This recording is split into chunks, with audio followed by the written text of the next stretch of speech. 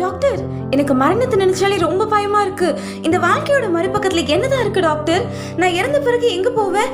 என்னதான் நடக்கும் டாக்டர் அப்படின்னு மரண படுக்கையில இருந்த ஒரு பேஷண்ட் டாக்டரை பார்த்து கேள்வி கணைகளை வீசினாரு. சார், எனக்கு தெரியாது அப்படின்னு டாக்டர் சொல்ல, என்ன டாக்டர் இப்படி சொல்லிட்டீங்க? ப்ளீஸ் சொல்லுங்க டாக்டர், என் மனசு ஒரே குழப்பமா இருக்கு அப்படின்னு பேஷண்ட் கேட்க, டாக்டர் பேஷண்ட்டை கண்டுக்காம போயிட்டு ரூம் டோரை திறந்தாரு.